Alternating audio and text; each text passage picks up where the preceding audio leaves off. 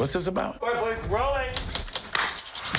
#1 on the call sheet. #1 on the call sheet. Must be real. You know, it's like, yo, #1. Pictures up. Too late to run now. Oh.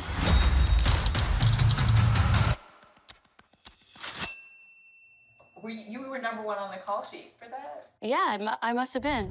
If you're #1 on the call sheet, you are the subject and not the object of the narrative. It's an accomplishment for most actors. I didn't know how many opportunities I would have to be first. It means we made it. The actors of now, we don't get here without your Denzels, your Morgans. Still, I'm not a movie buff. It really comes down to the work. I'm just an actor. I'm no different from you. But when you see me coming, stand back a little bit more.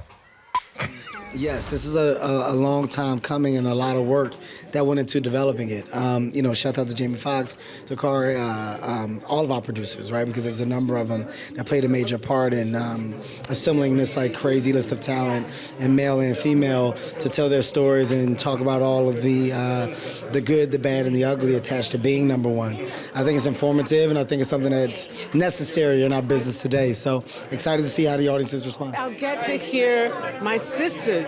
I don't know a lot of their full journeys. I know some of them and some parts of their journeys, but so it'll be like visiting with them. It was really an honor for them to invite me to have a seat at the table with so many folks that I look up to, so many folks that have actually been a part of my village, so many folks who, you know, have helped raise me and contributed to my craft. The fact that Samuel L. Jackson, Casey Lemons, Diane Carroll, Lynn Whitfield, Debbie Morgan, all these legends propped me up. I owe them so much because I'm here because of them. I stand on their shoulders. Those days of when you're a kid and you're in the bathroom mirror and you're acting out a John Wayne scene, my era, a John Wayne scene, or Sidney Poitier or Billy D. Williams, and you're like, wow, you don't think that this would ever be possible, but when it is, you're so thankful, you're so blessed.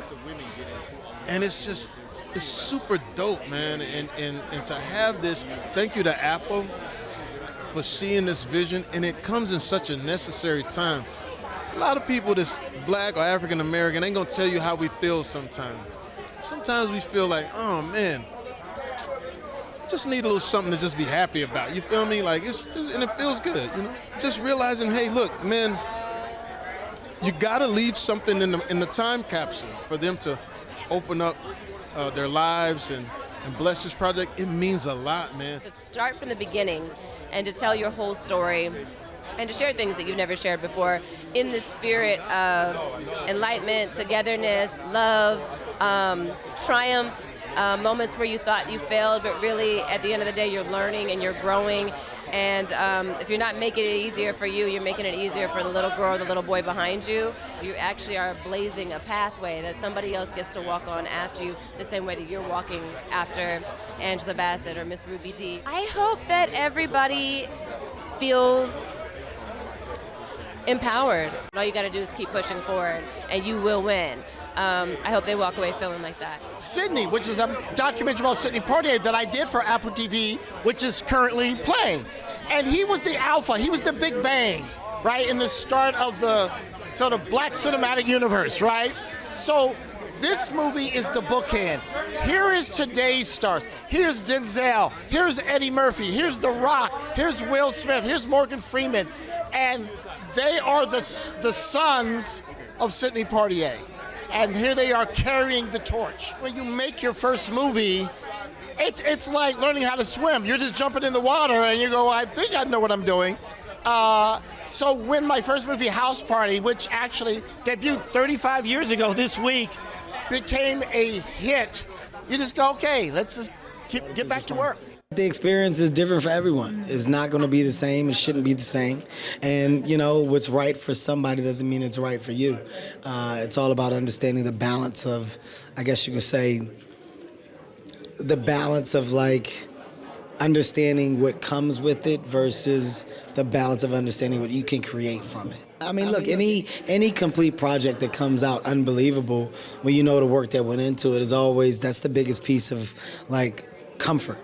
all the hard work is paid off, and it looks and feels the way we wanted it to, and everyone comes off and shine, and all parties involved have a completely like different tone and dialect, right? Like it's about showing how different our stars are, while at the same time being the same in just creative space of thought, right? Like they want so much, they want to do so much, and they push to get things done. And in doing that, you know, the responsibility of being number one is a lot. Some people wear it differently. Some people prioritize it differently. How would I describe these projects in 3 words? Important, informative, and necessary. What was really important is that they felt comfortable. Whenever possible, we did shoot in people's homes. Not always, but often.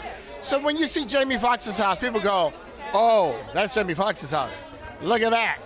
Or when we're in Kevin Hart's studio, I mean, he has 2 sound stages. You know, you want to feel their space and you know, the fruits of their labor.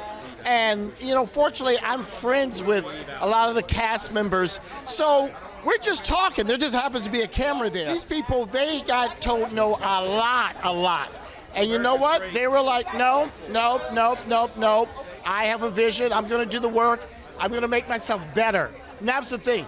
They didn't just externalize, oh, it's everyone else's fault. No. What can I do to make myself better? What's pretty consistent is people say, I'm going to go home and go to work. Everyone's like, I'm fired up by what these men and women did. It's time to pull up my socks and get to work. Just some of the most incredible actors and actresses I've ever seen, and I think that should be celebrated. So have a good time, get your popcorn, you feel me? Get that Apple account right, you feel me? And let's go to work. Where are you at? You're constantly ranking yourself. There is something wonderful about being able to navigate that and still feel like you aren't giving up who you are. It was very important to me to learn early in the game how to do everybody's job. Now I have flashbacks. They got me having flashbacks. Like, damn.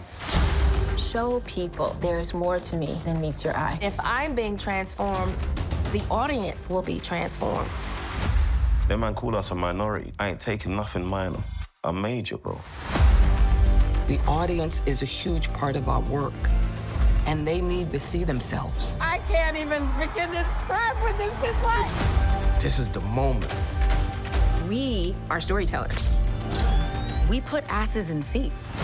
I thought I was fly. I acted like I was fly and got what I wanted. Whoopi Goldberg.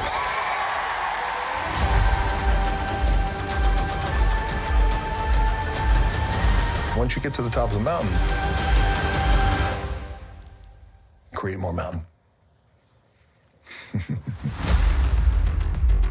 Are you done? With what?